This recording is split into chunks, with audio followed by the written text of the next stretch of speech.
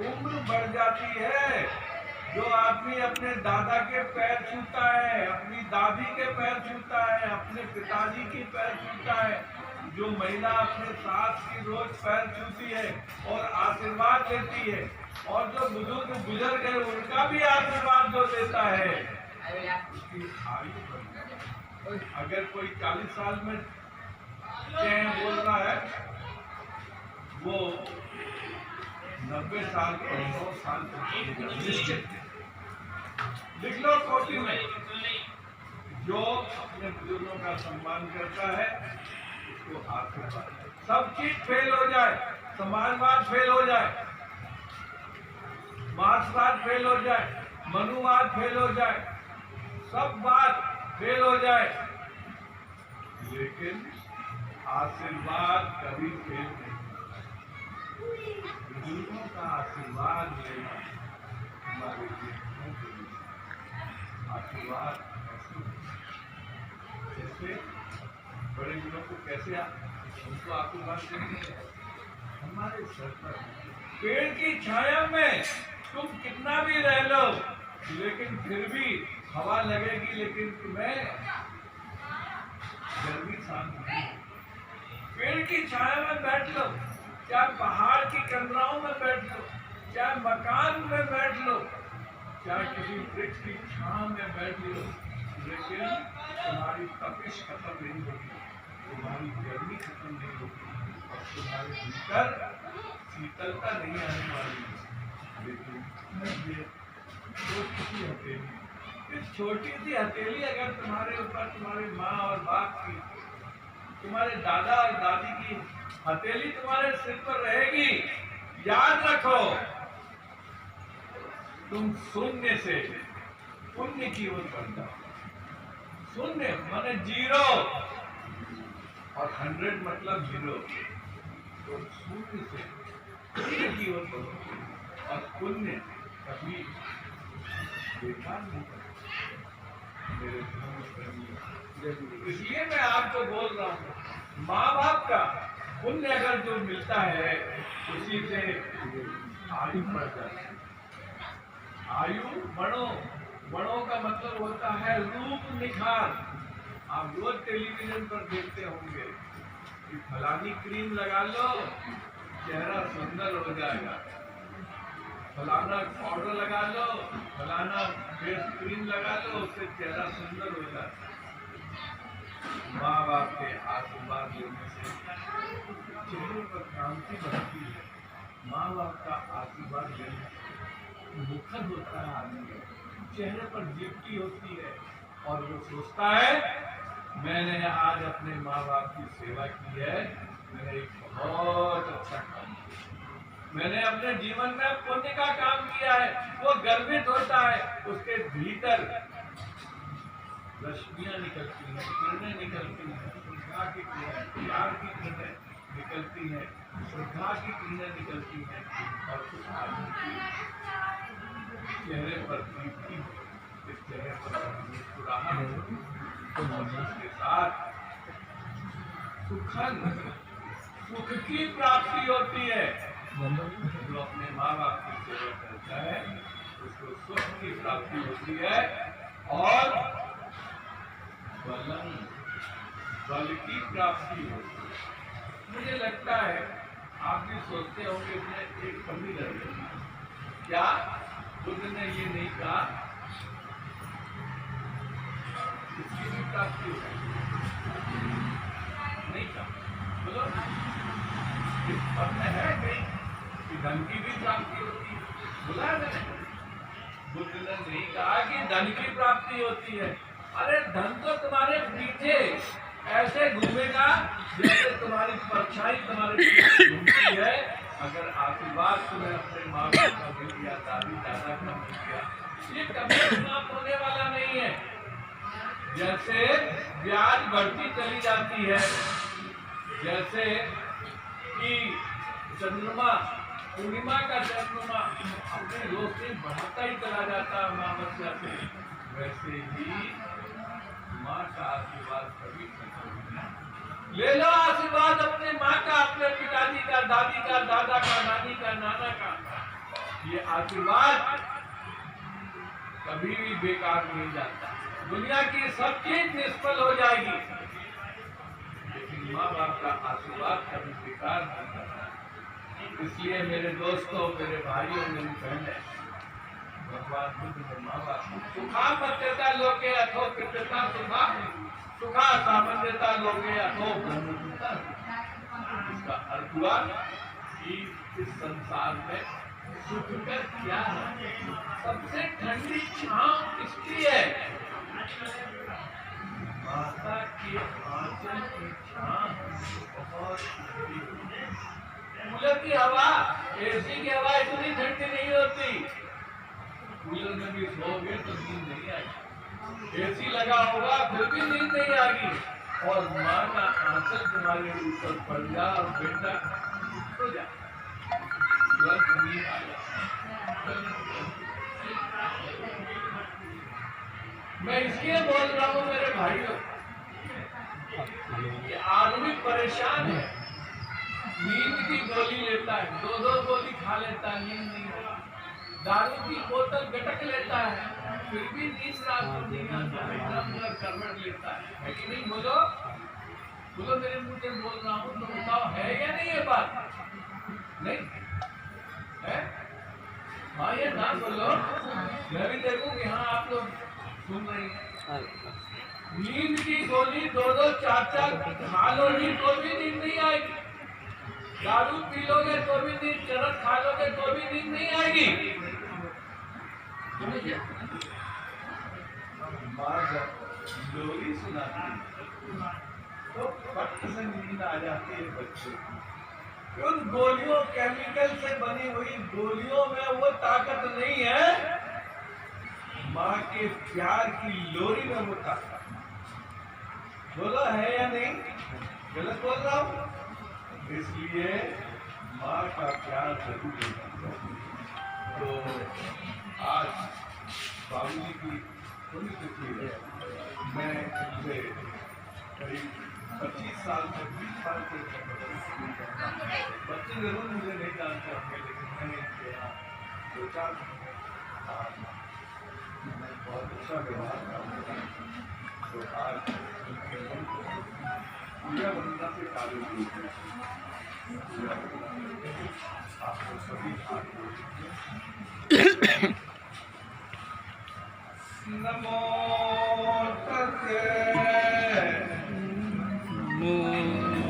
तस्से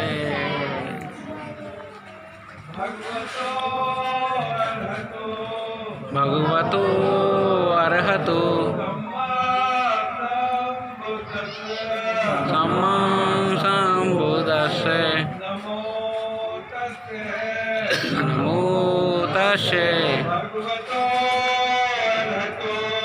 भगवतो अर्हतो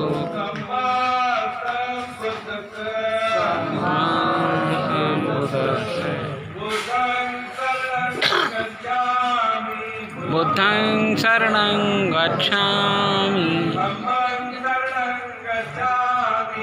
धम्मं शरणं गच्छामि संघं शरणं गच्छामि द्वितीयंपि बुद्धं शरणं गच्छामि द्वितीयंपि धम्मं शरणं गच्छामि द्वितीयंपि संघं शरणं गच्छामि तृतीयंपि बुद्धं शरणं गच्छामि तृतीयंपि धम्मं शरणं गच्छामि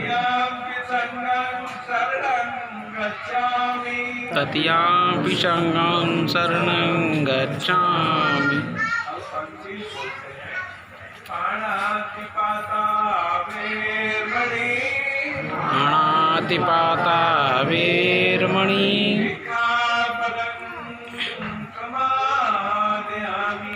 शिक्षापदं समादयामि अधिन्नादाना वीरमणि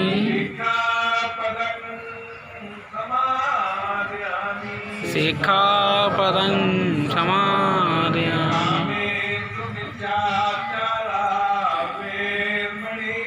कामेषु मिथ्याचारा वीरमणि सिक्खापदं समादयामि मुसावादा वीरमणि शिक्षापदं समादयामि सुरामेरे मज्जेपमाद लट्ठाना वीरमणि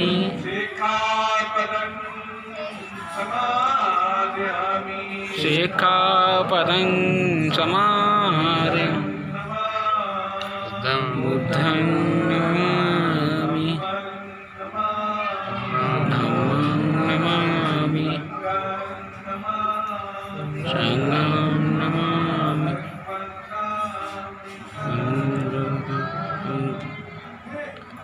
साधु साधु साधु।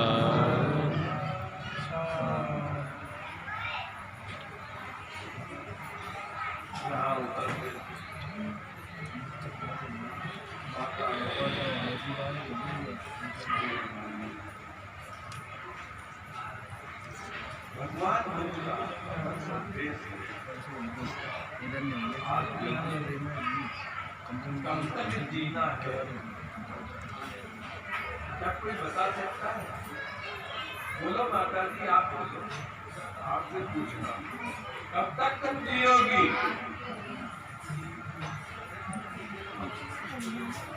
मालूम है तुम्हें कब तक जीओगी? किसी भी आदमी को ये मालूम नहीं है कि हम कब तक, हमारा जीवन कब तक है, मालूम है? लेकिन जीवन ये तुम्हारे हाथ में है क्या? कब तक जिंदा रहेंगे और कब मरेंगे आपके हाथ में है? बोलो बोलो, मुझे बोलो ना, ठीक है। कब तक जियोगे ये आपके हाथ में। लेकिन कैसे जीना है हमको, कैसे रहना है, कैसे जिंदा रहना है, कैसे हमको अपना जीवन पालन करना है, ये तुम्हारे हाथ में है या नहीं है? बोलो। ये हमारे हाथ में है कि हमको कैसे जीवन जीना चाहिए। भगवान बुद्ध ने यही कहा है कि मृत्यु तो अवश्य भावी, मृत्यु तो अवश्य भावी है, लेकिन हम इस जीवन को किस तरह चलाएं? तुमने कहीं से खरीदा नहीं है ये जिंदगी, तुमने कहीं से ली नहीं है, पैसा देकर खरीदा है क्या? उधार लेकर आई, उसके में मिली है ये जिंदगी। ये जिंदगी हमको निःशुल्क मिली है ना? बोलो, इसके लिए कोई मेहनत की है तुमने? एक बैंक से लोन लिया है क्या जिंदगी जीने के लिए? बोलो बोलो, हाँ या ना? नहीं लिया है। ये जिंदगी हमको कुदरत ने दी। जब ये जीवन हमको मिला है तो इसका उपयोग भी हमको, बोलो, आपके पास टेलीविजन है, बच्चों को आप चलाने नहीं देते, आप खुद चलाते। घड़ी है, मोबाइल है, आप कोशिश करते हैं इसको मैं ही चलाऊं और अच्छे ढंग से चलाऊं। आप इसको जितना अच्छे ढंग से चलाओगे, मोटरसाइकिल आपसे कोई मांगेगा दे देंगे? नहीं देंगे, क्योंकि मोटरसाइकिल मेरी है। इसको मैं जैसे चलाऊंगा, अच्छे ढंग से चलाऊंगा, किसी और को देंगे तो तोड़ ताड़ करके लाके खड़ी कर देगा पेट्रोल और करना। बोलो है कि नहीं? बोलो हाँ या ना? ये जिंदगी मुझे कुदरत ने, इस जिंदगी का सही ढंग से चलाना चाहिए। ये सितार, ये हारमोनियम, ये तुम्हारा एक तारा, ये सितार जो है तुमको ये मिला है बजाने के लिए, ये जिंदगी तुमको मिली है चलाने के लिए। इस जिंदगी को तुम जिस ढंग से चलाना चाहो उस ढंग से। इसका एक एक तार, 7 तार होते हैं सितार में। उस तार को जब तुम बजाओगी, जब आप बजाएंगे तो उसमें से अच्छी बन जाए। अच्छी तरह से बजाओ, इस सितार को संभाल के रखो ताकि तुम 90 साल तक जियो, 100 साल तक तुम्हारी जिंदगी हो, 120 साल तक तुम जियो। कैसे जियो? हमारे कब तक जिएंगे ये हमारे बस में नहीं है। लेकिन अपने जीवन को संभालने के लिए मैं इसको जो बोल रहा हूँ ये किसी बच्चे को देता नहीं जानता हूँ इसका बटन कहाँ पर। इस तरह से अपने जीवन को संभाल के चलाओ। कैसे चलाएंगे? कैसे चलाएंगे? इस जीवन को चलाने के लिए हमको सोच समझ के चलना चाहिए। भगवान ने यही बात बताई है। अरे इंसान, तू चोरी मत कर, तू झूठ मत बोल, तू शराब मत पी, तू व्याभिचार मत कर, तू हिंसा मत कर, तू किसी की हिंसा मत कर और तू किसी की बुराई मत कर, किसी से बात मत कर, फालतू बातें मत कर, अपने काम में काम हो तो तुम्हारी जिंदगी अच्छी हो जाएगी और तुम्हारे जीवन पे फूल खिलेंगे। अगर तुमने अपने जीवन में फूल खिला लिए तो तुम्हारे पांव के नीचे फूल ही फूल होंगे, और अगर कांटे बो लिए तुमने अपने जीवन में तो कांटे ही कांटे तुम्हारे पैर। भगवान बुद्ध का ये अमर सिद्धांत है। एक बात और सुनो। एक उपासक के घर भक्त के यहाँ बनते नहीं तो उसने खाना वाना खिलाया, खिला करके आराम किया, और जब बनते जी ने उनको एक गुदड़ी में से निकाल करके एक पत्थर दिया। क्या दिया है? एक पत्थर दिया, इतना बड़ा चमकता सा का, देख इसको बाजार में बेचो नहीं, भाव पूछ के आइयो जाके काटने में। भगा हुआ गया या बगल में एक दुकान है, माल की दुकान बगल में ही, वहां गया, बुढ़िया बोली ले आओ, लल्लू का पत्थर है, ले जा।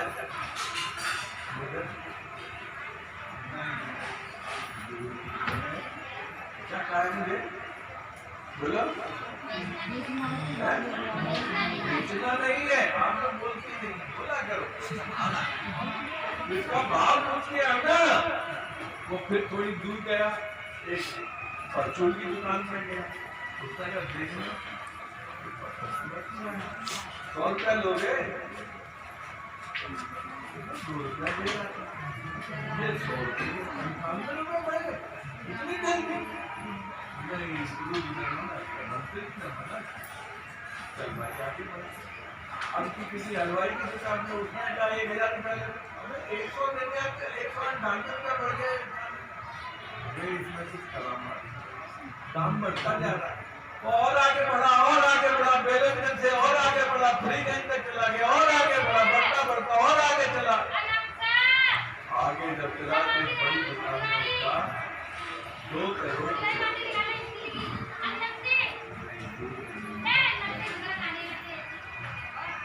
चंद्रमोहन होते तो वो बेचते। चंद्रमोहन जी तो नहीं बेचते। चंद्रमोहन जी नहीं बेचते, वो तो 2 करोड़ में ही बेचते और 5 करोड़ पैदा करते।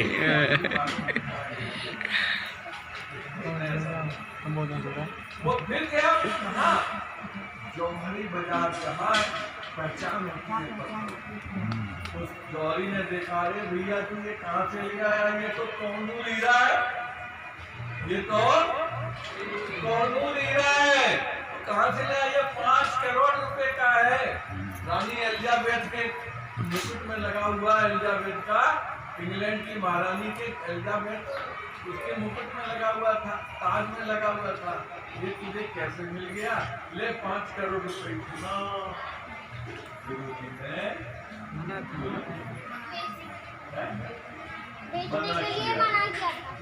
मेरी बहने, मेरे भाइयों, लौट के आता है, उसने लौटा। ये तो बहुत कीमती पत्थर है। बनते कि हाँ बहुत कीमती है। अगर मैंने तुझे नहीं कहा होता कि बेचियो मत, तो तू 2 रुपए में बेच देता और कुछ लेके आ जाता। अब तो सब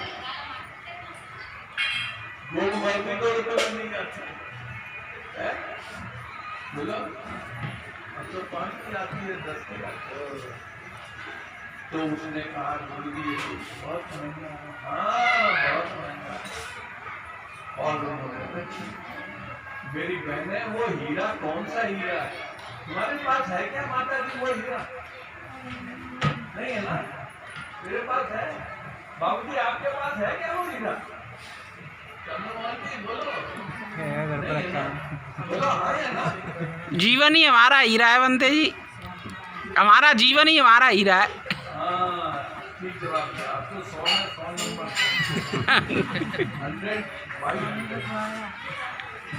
100 जीवन रहेगा तो हीरा मिलेंगे। तो मेरी बहने, मैंने आपको इसलिए कहा कि ये तुम्हारा जीवन जो है वही हीरा है। मैं पूछूं किसी से कि भैया मेरे पिताजी को एक आंख की जरूरत है, आप मुझे एक आंख दे दो, मैं आपको 1 लाख रुपया देता हूँ, क्या कोई दे देगा? मैं कहूँ ऐसा करो कि ये जिगर चाहिए मेरे को दे दो, मैं कहूँ कि भाई एक गुर्दा चाहिए बहुत जरूरी है दे दो, कोई दे देगा क्या? लाखों रुपया दे दोगे लेकिन वो देने वाला नहीं। क्यों? जीवन की तो 1 लाख क्या 5-5 करोड़ रुपए की संपत्ति तो तेरे पास है और तू भीख मांग रहा है। तू यूं करके हाथ मांग रहा है कि मेरे को दो, मेरे को दो, मेरे को।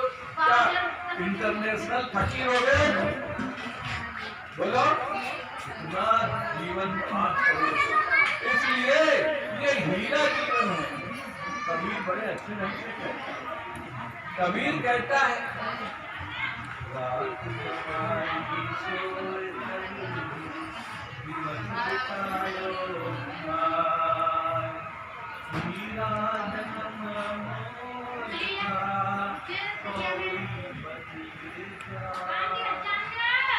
जीवन ये जैसा तुमने कहाँ खर्च कर दिया, ये हीरा जैसा जन्म तुमने कौड़ी में बेच दिया। कहाँ? कलारी में, कहाँ जुए में, कहाँ सच्चे में, बेईमानी में, झूठ में, हत्या में, लड़ाई में, झगड़े में। हमने अपना पूरा जीवन ऐसे ही बर्बाद किया। बोलो ये है कि नहीं बताओ? बोलो हाँ या ना? इसलिए भगवान खुद कहते हैं इस जीवन का सही उपयोग, इस जीवन का सही उपयोग करना चाहिए, लेकिन हम इस जीवन का सही उपयोग नहीं करते। एक बार की बात है, महिलाओं को ये कहानी जरूर पसंद है। एक बार की बात है, गांव में आया सिल्क खोदने वाला। क्या आया? सिल्क खोदने वाला आया तो घर से गुड़िया निकली, लगी तो मेरी सिल्क खोद दे। तो सिल्क खोदने के लिए बैठा, उधर गुड़िया ने क्या किया? चूल्हे पर दलिया पकड़ा था। जब दलिया पकड़ा था तो उसने कहा दलिया देखा नहीं हो पकड़ रहे और सिर्फ होता जा, मैं जा रही हूँ पानी भर के ले आऊँ मटकियों में। ये ठीक है तुम जाओ। मैं खोदते खोदते खोदते ऐसा समय आया, हत्ता तो हाथ में रह गया और कुल्हाड़ी का जो वो ऊपर का लोहा है वो उड़ के चला गया। कहाँ गिरा? ऊपर। किसके? दही बिलौनी वाली होती है ना, बिलौनी, बिलौनी के ऊपर पड़ी हुई थी। ऊपर चौकिया पे, चौके पे घी की मटकिया, चूल्हा नीचे, जोर से उसमें कुल्हाड़ी का वो कुल्हाड़ी निकली, वो हथौड़ी लगी उसमें ऊपर बिलोनी के साथ उस हड़िया में, और हड़िया में लगते ही हड़िया टप से नीचे गिरी, और गिरी किसके ऊपर? गरिया में। गरिया की जो हड़िया थी वो बोलो, और घी की जो हड़िया थी वो भी गई, और घी पूरा टपक करके चूल्हे में चला गया। और चूल्हे में जब घी चला गया तो बिलोनी जो थी वो भी उसमें चूल्हे में गिर गई। अब लगी जो आँच, जब भड़का लगा तो जो गुड़िया की जो छपैया थी ना, छप्पर में लग गई आग। पानी लेकर के हंडिया में लेके वो आ रही थी, कौन? गुड़िया माई लेके जब आ रही थी, और ये देखा कि अब तो गुड़िया छोड़ेगी नहीं, गुड़िया मारेगी और गाली देगी, वो भगा जोर से उसी रास्ते से पगडंडी से वो भगा, गुड़िया से टकरा गया, गुड़िया गिर गई, और हंडिया पानी में जो चपटिया थी वो भी गिर गई। जब वो गिर गई हंडिया टूट गई, पानी उसमें था, मटका जो था वो टूट गया।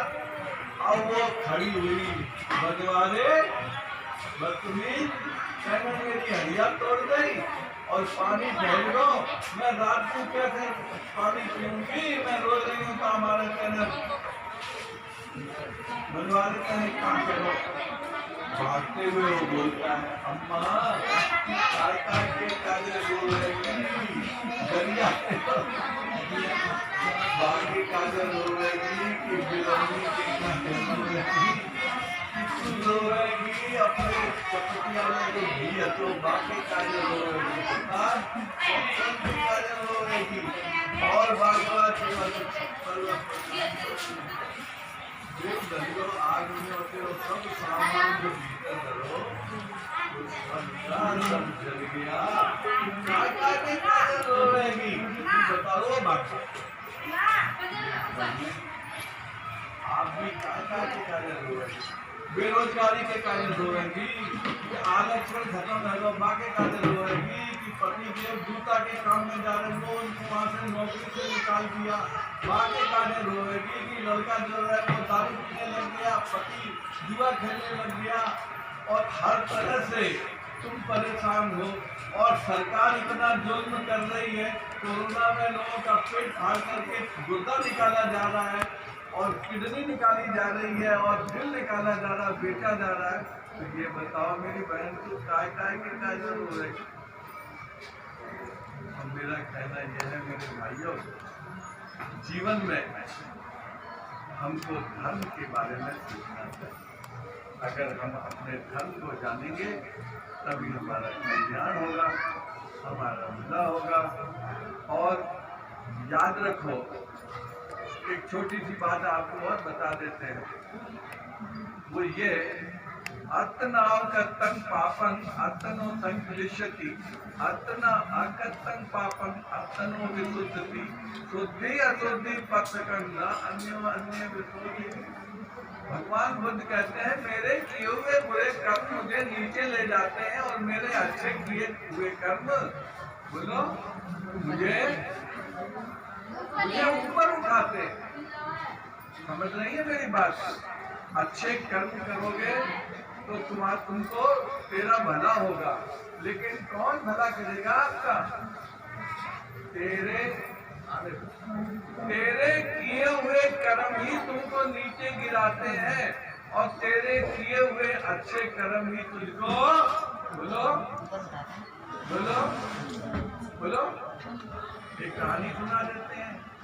एक बार एक आदमी गया बाबा भगवान बुद्ध के पास, और उसने कहा, मेरा दादा मर गए, मेरा दादा मर गए, तुम सुनते जी बुद्ध जी आप मेरे दादा को सुरत भेज सकते हैं? हाँ भेज दूंगा, जल्दी से जल्दी फटाफट मेरे दादा को भेजो। ध्यान सुनो, मैं बहुत अच्छी बात बता रहा हूँ, जल्दी से जल्दी भेजो मेरे दादा को सुरग। ऐसे कर 2 मटका लेके यहाँ भगा उड़ा गया 2 मटका लेने के लिए।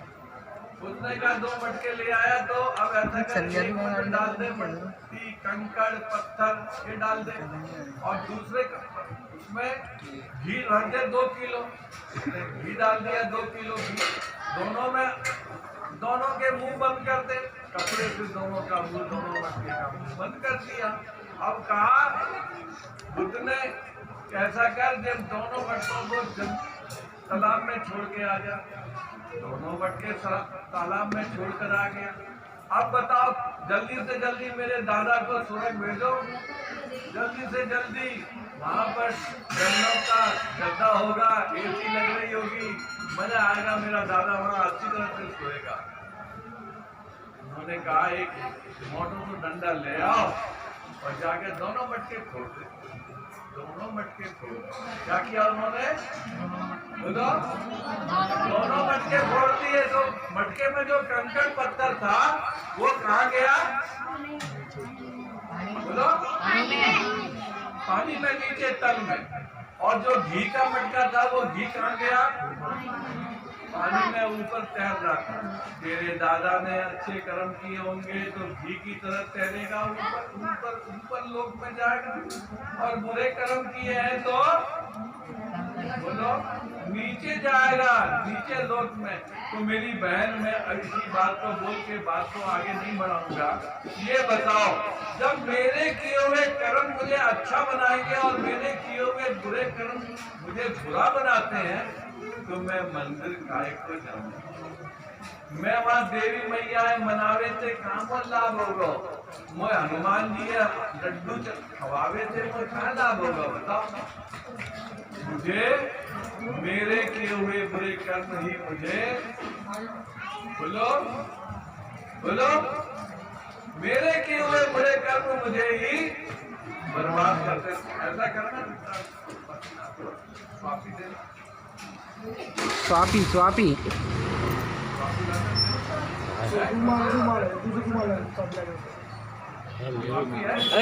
जेरी जेरी जेरी स्वापी दे। स्वापी के पास है। देखो ये है, देखना, ये मैंने इसमें ये लगा दिया और ये लगा दिया। मान लो मैंने ये गांठ लगा दी। अब ये बताओ, पकड़ तो जा, खोल, खींच जोड़ते खुल जाएगी ये खुलेगी नहीं। क्यों नहीं खुलेगी? ये मालूम है कैसे लगी है? मैं जानता हूँ। ये गांठ किसने लगाई है? मैंने लगाई है ना। तो इसका जिम्मेदार कौन है? ये गांठ जो लगी है इसका जिम्मेदार मैं हूँ। मैं जानता हूँ ये गांठ कैसे खुलेगी, और अगर इसको जोर से खींचेंगे ये गांठ और टाइट होगी, फिर खुलेगी नहीं। इसलिए भगवान बुद्ध कहते हैं ये गांठ तैने लगाई है। किसने लगाई है?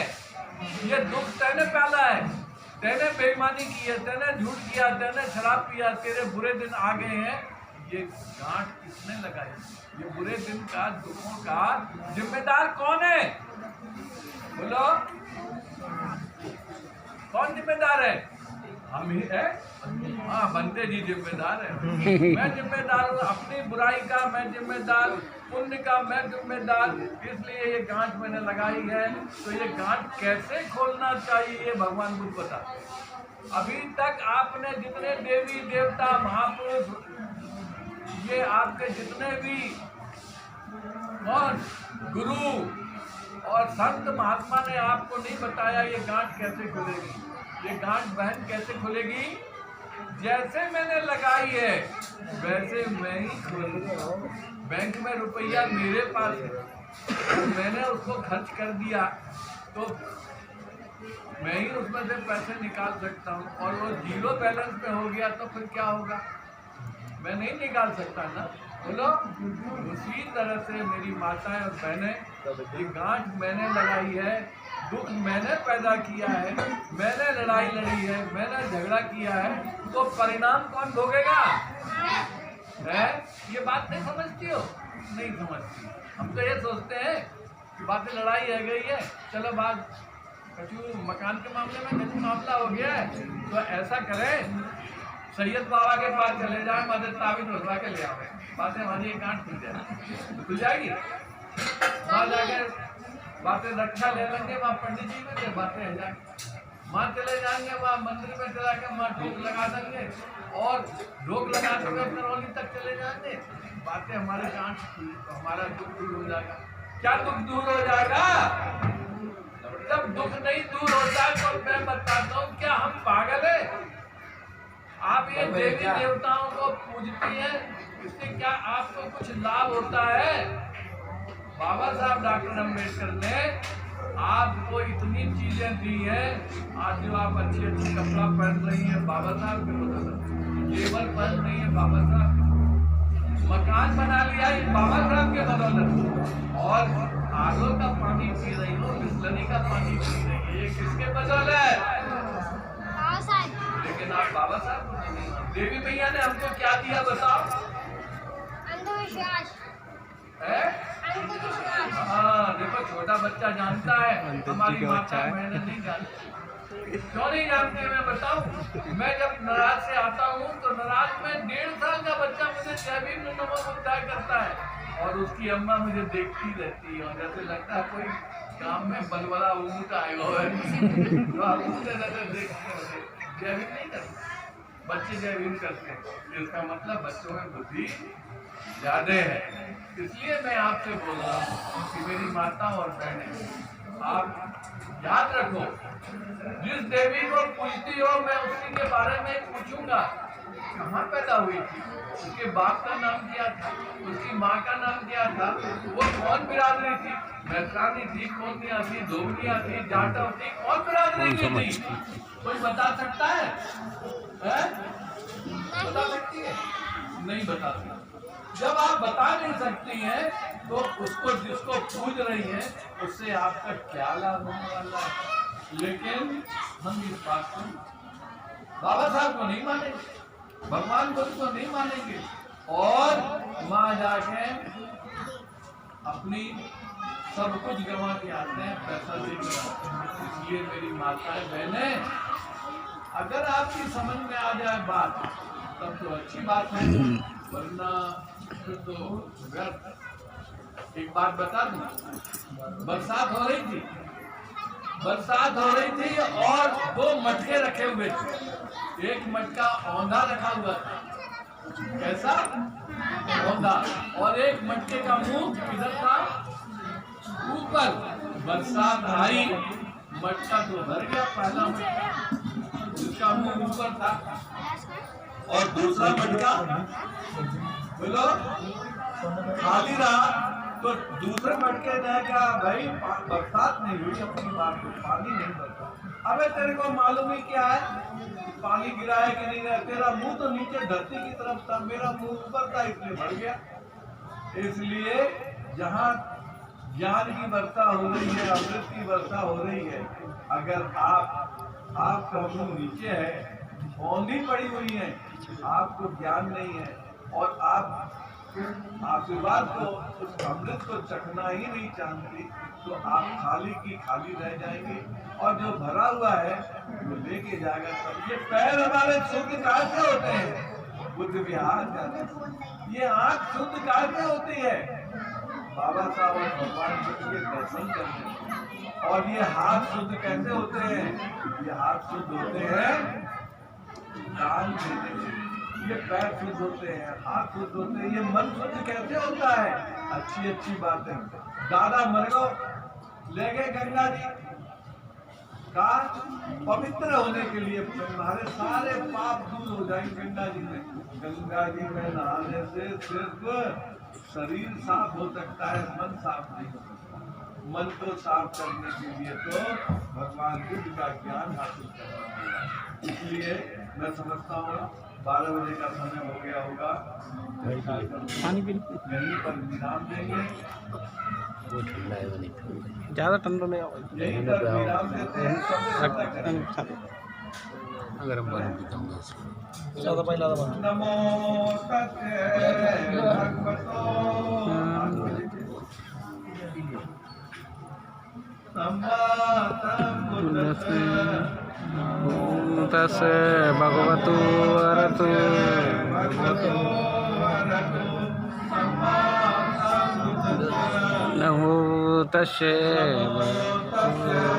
भगवतो अरहतो सम्मा सम्बुद्धस्स सबे सत्ता सुखी भवन्तु सबे सत्ता सुखी जगेनो सबे भद्राणि पश्यन्तु मा कश्चित् दुःखभाग्मा सबे सत्ता सुखी भवन्तु सबे हन्तु चकेनो सबे भद्राणि पश्यन्तु मा कश्चित् दुःखभाग्मा सबे सदा सुखी भवन्तु सबे हन्तु चकेनो सबे भद्राणि पश्यन्तु मा कश्चित् दुःखभाग्मा